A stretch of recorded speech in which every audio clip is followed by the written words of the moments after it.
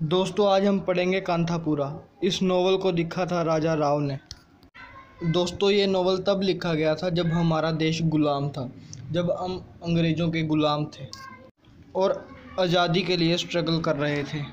इस नोवेल को 1938 में पब्लिश किया गया था। दोस्तों कांथापुरा एक छोटे से गांव का नाम है। इस गांव में बहुत सारी जाति के लोग रहते हैं। ऊंची जाति के लोग भी रहते हैं और नीची जाति के लोग भी रहते हैं। कांथापुरा के लोगों ने सोचा कि अगर हम आपस में ही लड़ते रहे, यही सोचते रहे कि किसकी जात ऊपर है, किसकी जात नीची है, तो हम सब कभी आज़ाद नहीं हो पाएंगे।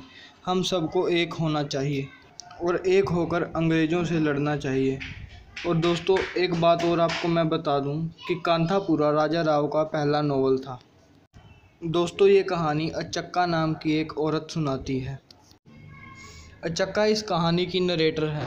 अचक्का एक बूढ़ी औरत है जो जात से ब्राह्मण है और वो बताती है कि कांथापुरा एक देहाती गांव था।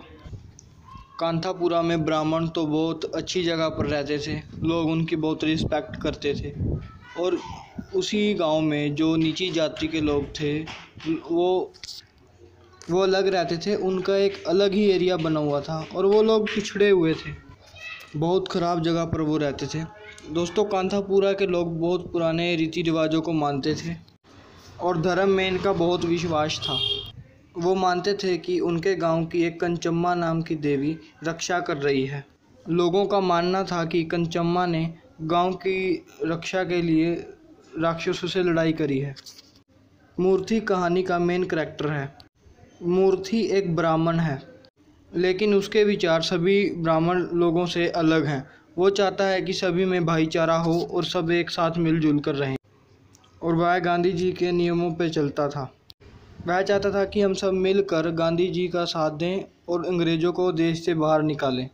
दोस्तों एक दिन मूर्ति को एक आधा गड़ा हुआ शिवलिंग मिलता है। वो शिवलिंग को लाकर कांथापुरा में स्थापित कर देता है और जहाँ पर शिवलिंग स्थापित किया गया था वहाँ पर लोगों ने वहाँ मंदिर बना दिया था और गांव के ब्राह्मण वहाँ पर आकर मंदिर में पूजा करने लगते हैं और वो मंदिर गांव का सेंट्रल पॉइंट बन जाता है। गांव के सभी रीति रिवाज, फेस्टिवल सभी वहीं पे पूजा होने शुरू हो गए थे, वहीं पे मनाए जाते थे। और दोस्तों जैसा कि मैंने आपको बताया कि कांथापुरा गांव बहुत ही देहाती है और सीधे साधे लोग यहाँ पर रहते हैं और जो परंपरा चलती आ रही है उसी को फॉलो करते हैं।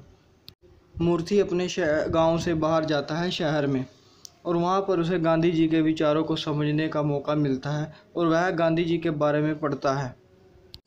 मूर्ति लिटरेचर पढ़ता है, पैम्पलेट पढ़ता है और गांधी जी के आइडियोलॉजी को समझता है। उसे समझ आता है कि जो ये नीच जाति वाला कंसेप्ट है ये न्याय है और मूर्ति जात पात छुआछूत के खिलाफ हो जाता है। गांधी जी से बहुत ज़्यादा इंस्पायर होकर मूर्ति अपने गांव में वापस आता है और गांव वालों को बताता है कि ये जात पात ऊंच नीच कुछ अच्छी बात नहीं है। अब दोस्तों गांव वाले हैं देहाती।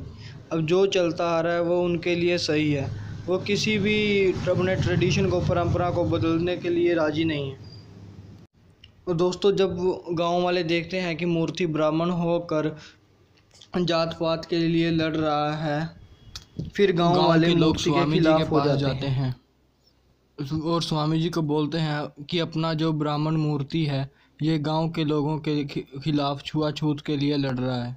स्वामी जब जी ये को बात जब ये मूर्ति बात की माँ को पता लगती है, उनका नाम है बेदखल कर देते हैं। जब उनको ये पता लगती है तो उनको बहुत ही गहरा झटका लगता है और वो शौक में मर जाती है। उनको बर्दाश्त नहीं होता कि जो उनका लड़का है ब्राह्मण होकर वो ऐसी बातें कर रहा है और स्वामी जी ने मूर्ति को धर्म से निकाल दिया है। अब कहानी में कुछ और करैक्टर्स हैं जिनके बारे में मैं आपको बताता हूँ। पहला करैक्टर है बड़े खान। बड़े खान जो एक पुलिस ऑफिसर है जिसको ब्रिटिश अंग्रेज़ों ने कांथापुरा में भेजा है। कांथापुरा के लोग बहुत ही कट्टर हैं। उनको यह पसंद नहीं है कि कोई और उन दूसरी जात का उनके गांव में आकर बसे, दूसरे धर्म का कोई भी उनके गांव में आकर बसे। तो कांथापुरा के लोग बड़े खान को इजाज़त नहीं देते उनके गांव में रहने की। तो जैसे कि आपको बताया कि मूर्ति की माँ मर चुकी है और मूर्ति अब रंगम्मा नाम की एक विडो के साथ रहने लगता है। रंगम्मा एक पढ़ी लिखी विधवा औरत है। रंगम्मा भी आज़ादी के लिए अंग्रेज़ों से लड़ रही है। रंगम्मा और मूर्ति की सोच एक जैसी है, तो ये दोनों साथ में रहने लगते हैं। तो इसके बाद मूर्ति को ब्राह्मण क्लर्क इनवाइट करते हैं संकिम्पटन कॉफ़ी एस्टेट में। ब्राह्मण क्लर्क मूर्ति से कहते हैं कि यहाँ पर आओ और जो यहाँ पर कुली हैं, मजदूर हैं जो यहाँ पर काम करते हैं, उनको गांधी जी के बारे में बताओ। उन्हें मोटिवेट करो कि कैसे हम अंग्रेज़ों से आज़ाद हो सकते हैं। जब मूर्ति कुली से मिलने जाता है संकिम्पटन कॉफ़ी एस्टेट पर, तो बड़े खान उसे रोकता है और रोकने की कोशिश करता है। जैसे मैंने आपको बताया कि बड़े खान अंग्रेज़ों का ऑफिसर है और उसकी ये ड्यूटी थी कि लोगों को रोके कि कोई अंग्रेज़ों के खिलाफ़ भड़काए नहीं। तो जब मूर्ति नहीं रुकता तो बड़े खान मूर्ति को मारता है और जो वहाँ पर कूली होते हैं वो सब मूर्ति के साथ आ जाते हैं और बड़े खान की पिटाई कर देते हैं। इस बात का मूर्ति को बहुत अफसोस होता है क्योंकि वो गांधी जी को फॉलो करता है और उसको ये चाहता है कि बड़े खान भी उनके साथ शामिल हो जाए इस काम में और बड़े खान भी गांधी विचारधारा को मानने लगे। अब दोस्तों, अंग्रेज़ों को यह बर्दाश्त नहीं होता कि उनके ऑफिसर के साथ कोई मारपीट हो। अंग्रेज़ सख्त कदम उठाते हैं और जो बड़े खान को मारने के दोषी थे और जो मारने वाले लोग थे उनको अंग्रेज़ गांव से बाहर फिकवा देते हैं। मूर्ति इन सब चीज़ों से बहुत परेशान हो जाता है। मूर्ति इस वायलेंस की जिम्मेदारी खुद लेता है और जो भी सारा वायलेंस हुआ होता है वो अपने ऊपर ले लेता है और बोलता है कि जो भी ये मारपीट हुई है, जो भी लोगों को बाहर गांव से बाहर फिकवाया गया है, ये उसकी वजह से हुआ है।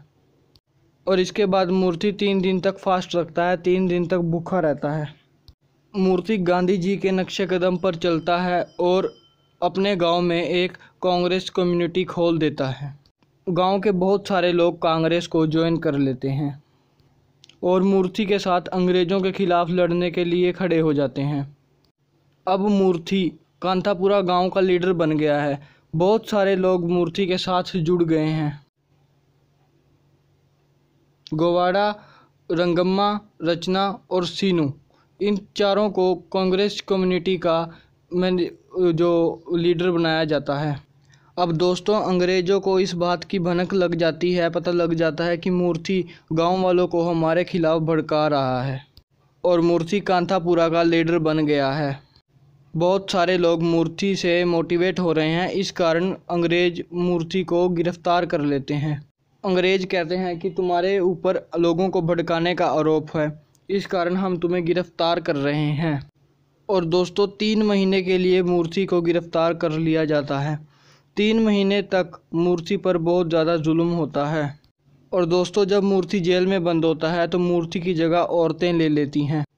औरतें कांथापुरा की लीडर बन जाती हैं, जो कांग्रेस कमेटी होती है, तो और उस मूवमेंट को आगे लेकर जाती हैं। और जो रंगम्मा है वो उन कमेटी की लीडर बन गई है, गाँव की लीडर बन गई है।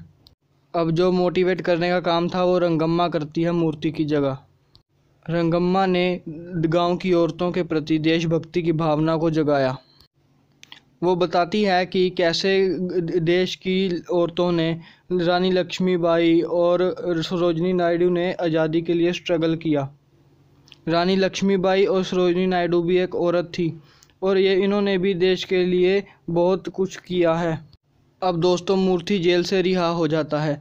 मूर्ति को लोग पहले से भी ज़्यादा फॉलो करने लगते हैं और मूर्ति की पॉपुलैरिटी बढ़ती जाती है। मूर्ति और जोश के साथ अपने मूवमेंट को बढ़ाता है और कांथापुरा के लोगों ने मूर्ति का पूरा साथ दिया, बढ़ चढ़कर साथ दिया और पूरे जोश के साथ दिया अंग्रेज़ों के साथ लड़ने में।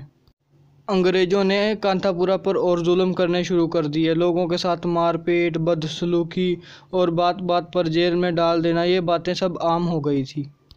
कांथापुरा के लोग रोज़ अंग्रेज़ों के जुल्मों का सामना करते थे और आखिरकार लोगों को वहाँ से गांव छोड़कर जाना पड़ा। कांथापुरा के लोग अपना गांव घर छोड़कर काशीपुर नाम की जगह पर चले जाते हैं और कांथापुरा पर बॉम्बे के लोग आकर कब्जा कर लेते हैं। इस नोवेल में हमें यह दिखाने की बात हुई है कि हमारे बड़ों ने कैसे अंग्रेज़ों के ख़िलाफ़ लड़ाइयाँ लड़ी हैं, कितनी मेहनत करी है और कैसे उन्होंने कितना स्ट्रगल किया है, कितने जुल्म सहे हैं। अगर आपको भी ये नोवेल पसंद आया है तो मेरा चैनल सब्सक्राइब और लाइक ज़रूर कर दीजिए। धन्यवाद।